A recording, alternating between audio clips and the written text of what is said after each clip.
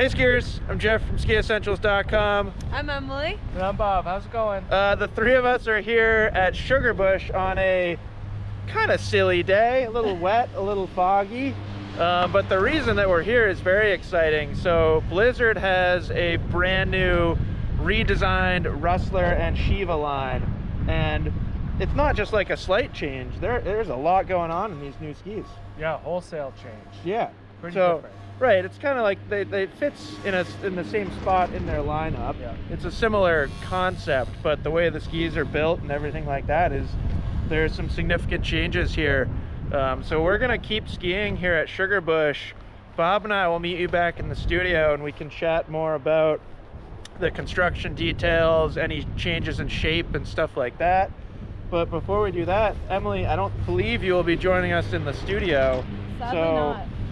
What do you think? First impressions? Man, first impression, I mean, I am a huge fan of the Sheeva 9s. Conditions are pretty firm with some soft snow, scattered about, but pretty variable overall. And I found that these are incredibly stable and also really energetic. Really snappy and playful in and out of turns. Yeah. Just overall, a really fun all-mountain ski with a whole lot of energy and responsiveness. Sweet. So, yeah, we'll meet you back in the studio in a little bit here, and we'll end up doing full in-depth reviews of all these skis. So we will bring Emily back to do a Sheeva 9 kind of in-depth chat. But for this, Bob will just take him through the whole line. Yeah, lots of fun to be had. Yeah, so we'll talk to you in a little bit, and keep your fingers crossed for us that we can see where we're going.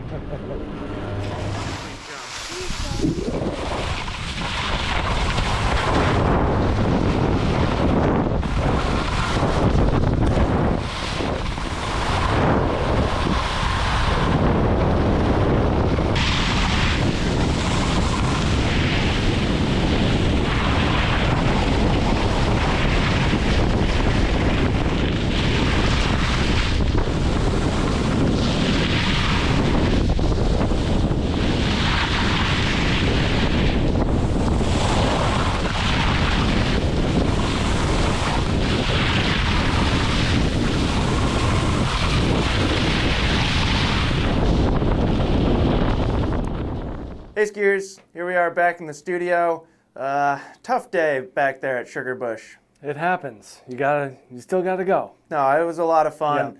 Yeah. And we got a few of the skis here. So brand new Rustler and Sheeva skis for 2024. This is our first 2024 video of any kind. Yep. So kind of celebratory. Right, and it's always like a week into 2023 that we're already talking about next year's stuff. Totally.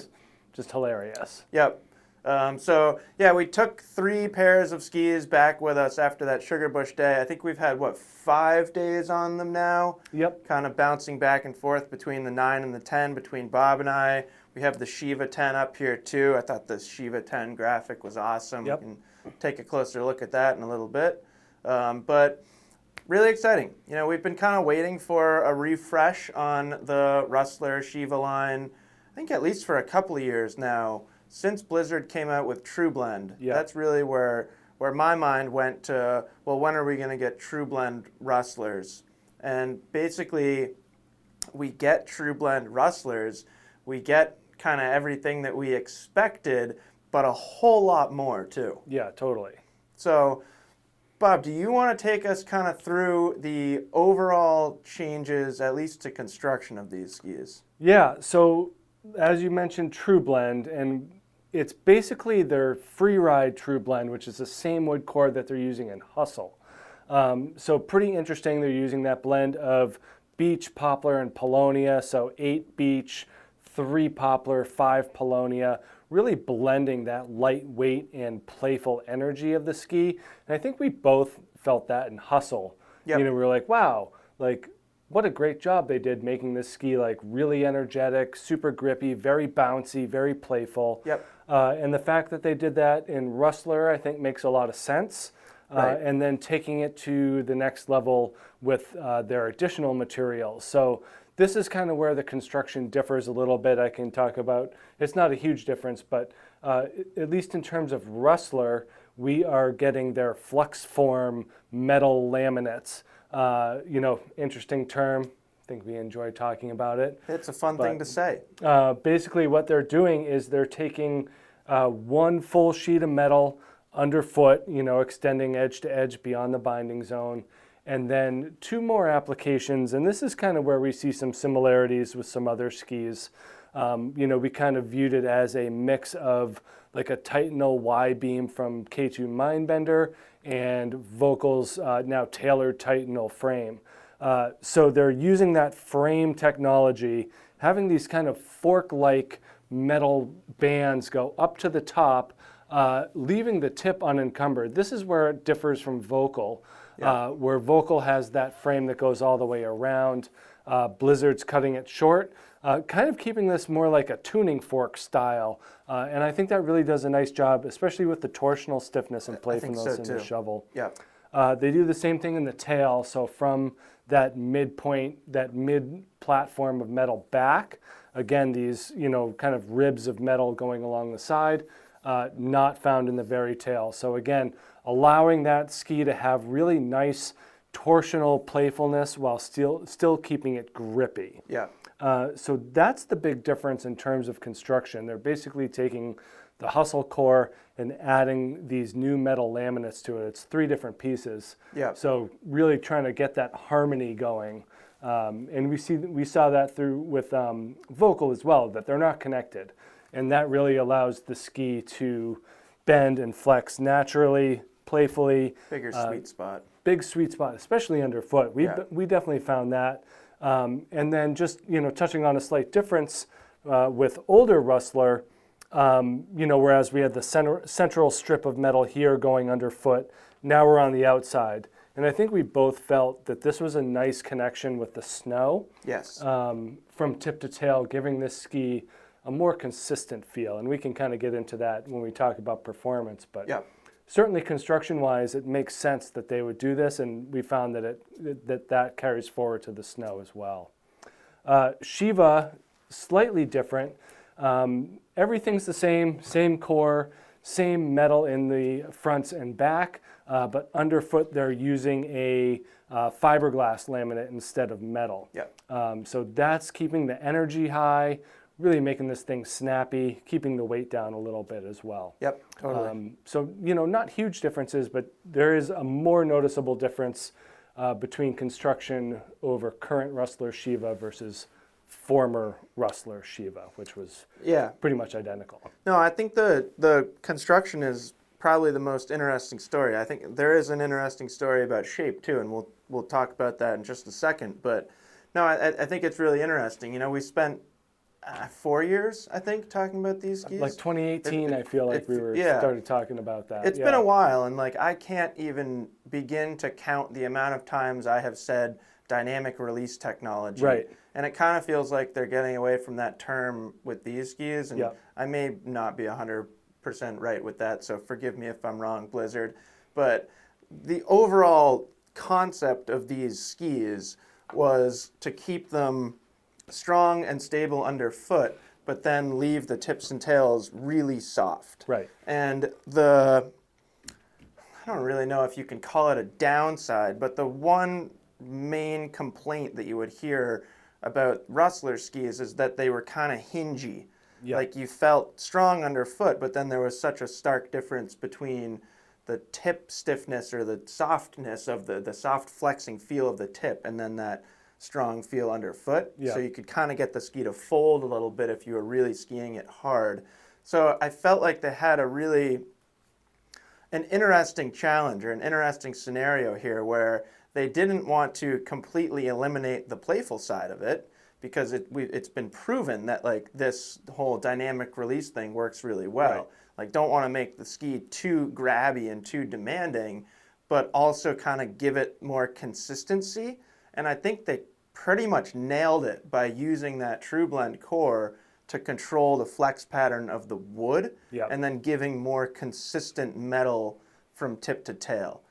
For me, it feels like it has a really nice blend of still feeling agile and playful and didn't lose all of its Rustler characteristics, but it kind of brings in some capabilities of, like, earlier today we were talking, it's like a Rustler combined with a Mindbender combined with a Mantra combined with a Nordica Unleashed 98. Yeah. And like, so they've really done a good job strengthening the ski, and we can talk more about this as we get to performance without giving up its playful side, Yeah, which is important. And hearing you talk about that, it also struck true that like through that use of True Blend, that they're able to take those denser beach stringers and extend them through the center, kind of mimicking this, right, exactly. but with the wood it's core. like the placement of the denser wood is like very similar to the shaping concept of the previous metal. Yeah. So it's like they flipped it, and instead of like relying on the metal to control the flex pattern, they're relying on the wood. Yeah. And then just one other thing to touch on, the width of the metal. So we had, I had mentioned the tailored Titanal frame of Vocal. That is similar to what we see here between the lines. So the 9 has wider strips, and then it gets narrower as the skis get wider. Yeah. So a little bit more precision in the narrower skis, as it should be. Yeah. No, I think that makes sense, and it's a pretty subtle difference. We like had to hold them up next to each other to verify. You got to look close. And then shaping changes too. I think the shaping story is most interesting with the 9, if you want to tell that story. And then since I've got these over here, I can kind of take a look at the 10s. Yeah, we were discussing it after skiing today, and I was like, I don't think there's as much difference in the 10, because we had skied the 23 version and the 24 version back to back this morning of both 9 and 10. Yeah. And when I was bringing the 10 out of the car, I was like, I don't think there's as much difference in the shape as we're thinking there are. And you're like, yes, there is. And we compared them, and the 10 was a lot more similar to the 9. Yeah, but there are still differences. Yeah. And where we're seeing that mostly is in this profile, the rocker profile and the splay. I don't know if you want to hold that. I'll kind of get the old one here. Certainly do that. And what we're seeing is when they're decambered, that the rocker profile of the 24 version starts a lot lower. Of the 9. Of the 9. Yeah. Yep, starts a lot lower than the 23 version. So we're getting longer and more dramatic tip rocker in the Rustler 9. And then we're getting significantly more splay in the tail and longer rocker as well. So they're adding width and playfulness to the new version of the ski. This is just a little bit straighter, a little bit more traditional of a tail shape, a little bit less round of a taper angle here, and especially in the tail. I think we see it more in the tail. But definitely a bigger difference in the 9. And that width. And the width, yep. So, which is important. They went to a straight 96 all the way across. So these older versions were 92 or 94, depending on length. These 180s are 94, but now every length has a 96 millimeter waist, and they've kept the footprint the same. So the turn radius stays the same, but wider overall in the 9. So pretty interesting differences in terms of the shape and the profile. Certainly puts it in a different category in terms of, free ride flotation versus all mountain, all conditions. Right. We're definitely seeing a little bit of kind of a paradigm shift with the 9 here. I think so too. And it feels like a very different ski. Yeah, absolutely. I'm excited to talk about. Yeah. And you said the footprint is basically the same, it just gets wider. Yeah. I would argue that it's not identical. No, it's not identical. If you want to get real specific, it's not identical, Yeah. but it is at least similar. There is some change in the widest point of the ski and the contact points and all that, so that all plays into turn radius. Yeah. But yeah, it's definitely similar. So over here in the 10, the story is a little bit different. So Bob, I'm going to give you the 2023 Rustler 10. In this new ski, we've actually seen the rocker reduced. Yeah. And you see that a lot in its length. So basically tip rocker starting about where my hand is, but then we get like more more drastic splay, more pronounced rise off the snow, and then similar in the tail. You know, again, it just looks a little bit more like a twin tip to me. Like you said, there aren't as big of differences in the 10 to the 10 compared to the 9 to the 9. And same thing here, the turn radius stays the same. So we're 17.5 in this ski, but dimensions are slightly different. So 134, 102, 123, and you've got 133, 102, 122.5. Yeah, so that's basically reflective of those contact points getting further extended towards the tips and tails. The 11, since we're here, we don't have the 11 with us, which is kind of a bummer, but the 11 has even fewer changes. So if we were to look at kind of the shaping concept or the rocker profile of the outgoing 11 to the new 11, it's even more similar. And that's something that we talked about with Blizzard. Like the changes are kind of progressive from widest to narrowest, where the changes aren't like hugely substantial or profound in the 11, but then pretty significant to the point where that's a different ski in the 9. Yeah, and then sizing as well. So like smaller increments. Smaller increments, which is love it. Awesome. You know, used to go 180 to 188, which was a big jump. It's a big jump. Lost a lot of people in there. A lot of people were caught in the middle. Yeah. Now this has one more size at a 186. The 10 goes to a 192, as does the 11. But it goes, 180, 186, 192, and then down from there. So 174, which is now the reference length for the Sheeva series skis. Yep. So, Sheeva's never had a 174 before. Well, and they've got 180s now. They got 180s. Sheevas. Yeah, which opens up a whole new possibility for right. skier type and application, which I think is great. Totally. But yeah, definitely, shortening that gap makes a big difference in terms of people that have been caught in the middle with Rustler. Yep. Hey, I'm normally a 185 skier. Like, should I look elsewhere? Well, and it's interesting to me because I often feel like there are two lengths in a given ski that I feel comfortable on. Yeah.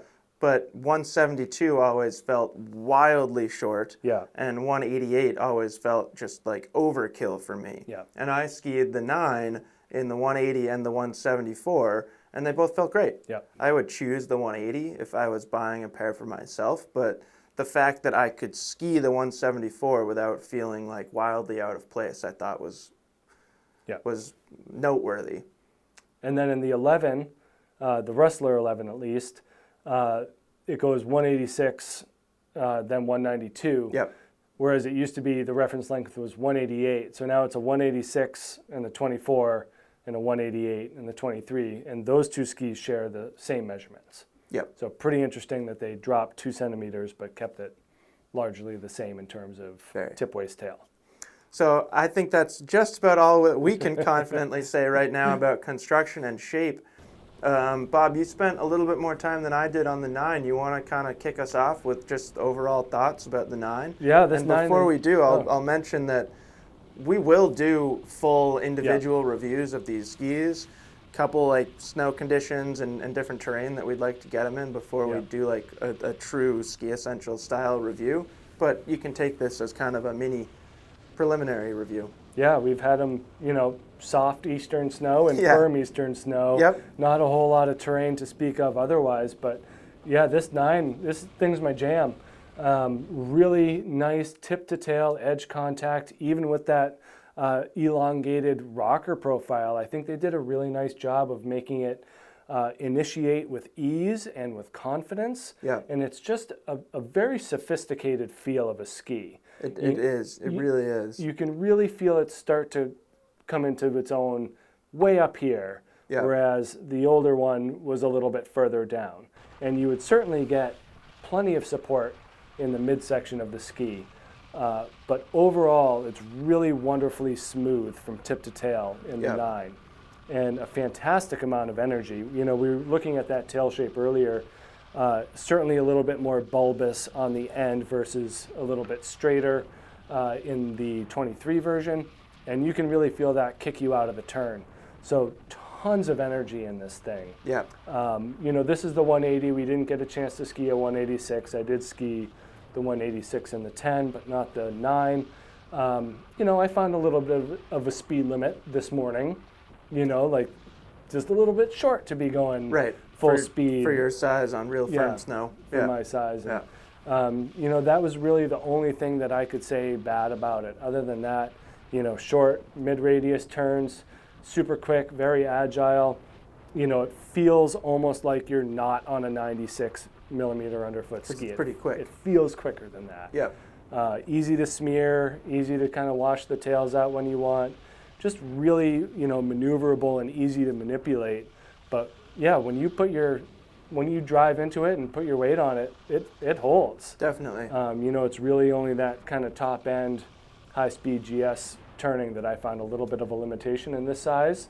You know, just under 2,000 grams, you know, with the ski without full metal laminates. That's to be expected. Right. And not the intention of the ski necessarily. Right. Like we've still got Brahmas and Bonafides Sure. out there. Yep. But, you know, you can kind of take a pretty educated guess that this thing's going to be great in bumps, trees, softer snow, everything like that. Absolutely. But yeah, super good initial impressions of this thing. Yeah, it's really fun. Yep. I had a blast on it too. Like, there were a couple of moments skiing with the guys from Blizzard where the general topic of conversation was how much stronger it is, and I think that's true. I think it, like, just using the word strong doesn't tell the whole story as accurately as it could. They're just more consistent and predictable. Yeah. Like it doesn't have two different kind of personalities depending on where you're pressuring the ski. It's just very consistent from tip to tail and very confidence inspiring. That kept coming up throughout that day skiing with Blizzard, and there were a couple moments when even like the Blizzard reps, they were like, oh, it's nice skiing them today too, because it reminds you that they're still playful too, which to me kind of suggested that they're less playful in some way.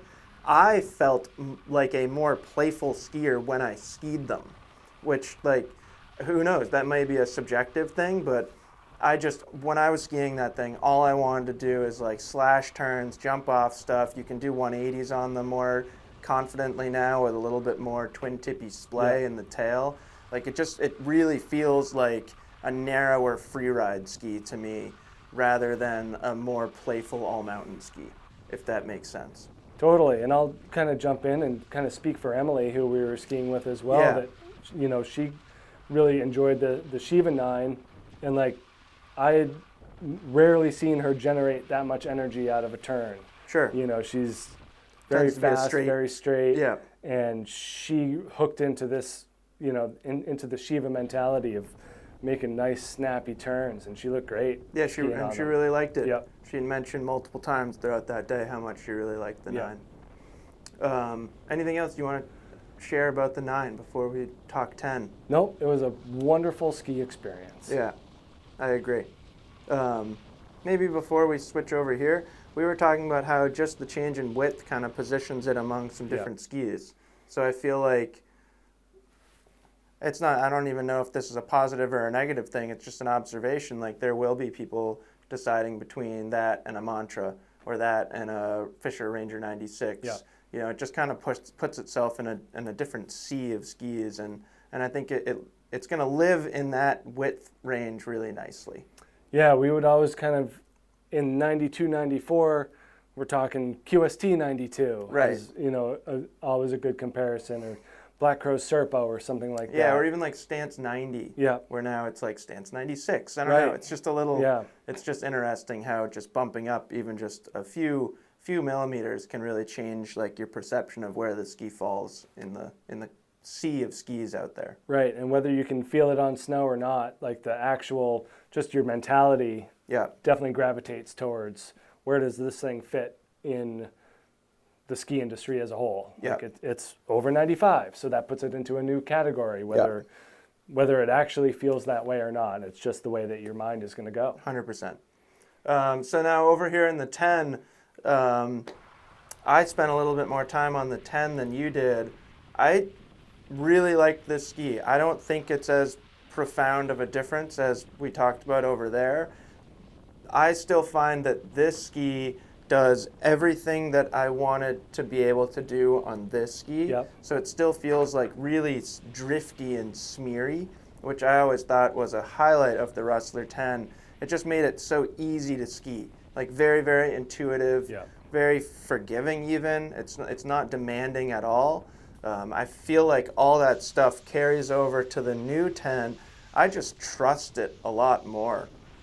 And I thought this morning was very telling. And I'm glad that we got up there on a day that was kind of firm and like flat, light, Yeah. bumpy, firm snow. Like it's kind of, it can be nerve-wracking skiing snow like that. Like there were a couple moments this morning where I questioned how fast I was going and how close I was turning to the tree line. I was like, this could go really bad really quickly. Right.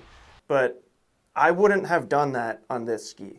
I would have maybe gotten 2/3 of the speed and edge angle that I was generating on that nosedive run on Yeah. these skis, and then I would have gotten nervous and I would have just made some playful turns on the side of the trail, because that ski's always done that really well. This, you can actually trust the whole ski, which I thought was really nice, because that just means you can do a lot more on it. So Right. you can still kind of like slash and smear some slower speed turns through a technical zone, but then you could like drop a 25-foot cliff and straight line out of it, where I never felt like the Rustler 10 was particularly good at the straight lining side of that story. And like whether that's important to a lot of skiers or not, you know, I think that's a different question, and probably the answer is not many people need that, but the fact that it's there now without sacrificing any of the benefits of this ski, I think is really cool. Yeah, and I got to ski the 186 and the 180. Definitely noticed a bigger difference in the 186 than Stability-wise. stability-wise. That makes sense. Maneuverability, quickness. Yeah. In the 10. It definitely felt to me like it wanted to go straighter, even though it's still, 17.5-meter turn Yep. radius, but it wanted to be in softer snow, and it wanted to motor through crud, chop, and powder. Yeah, it does. More so than the older 10, Yeah. and more so than than either of the 9s. Yeah, I mean, this, I think just like this tip construction and this tip shape, Yeah. it just tracks really well. Right. Like, and like, I loved how you called it like a tuning fork, because it does feel like it's just like, it's not, there's not like there's a ton of mass up in the tip or in the tail of the Right. ski, but it is controlling like the flex pattern and just the overall nature of the ski as you're skiing through bumpy terrain.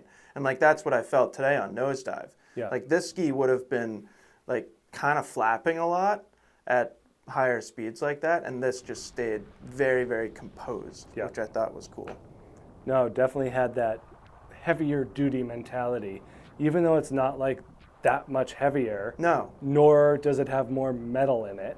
right, by It- mass. by mass. It's just the placement is better. Yeah, and that combine that with the new wood core and just a different shape than this, and you just get a totally different experience. Yeah. Again, just a bigger change, I think, with 9 versus 10. Bigger gap. Yeah, 10, you're basically just getting some upgrades. Yeah, They've just kind of taken the ski and enhanced it in Yeah. certain aspects where, yeah, like we probably said it 5 times now, but the 9 really feels like a different ski. yeah, totally. So I think we can end there. Really looking forward to spending more time on these skis. Yep. It'd be nice to get a little bit more natural snow here in Stowe so we could actually like ski some steeper trees and stuff like that. But I think they're both going to be a ton of fun. I think it's especially like I'd be thrilled if we had a little 6 to 10 inch powder day at Stowe to rip around on those things all day. It'll happen. It does. It always does. So that's it. Really exciting time of year around here. We're learning about a lot of new skis. We'll get to tell you guys about more and more new skis kind of over the next weeks and months. Let us know if you have any questions about these. Probably should have started with this. I always feel like we neglect to say when you can buy them, which is like a little counterintuitive Right. as a business that's reliant on people buying stuff, but you will be able to get them soon. I think towards the end of the month. Yeah. I believe they are already in the Blizzard warehouse, so just a matter of time before they make their way to us and then hopefully make their way to you guys. Right on the feet and right on the snow. Yeah, That's I'm the going to goal. keep skiing him. Yep, me I think too. we said we'd give him back in 2 weeks. I'll take it for 2 weeks. What do you think? What would happen if we did? No, I'm kidding. So let us know if you have any questions, and we'll talk to you soon. Bye.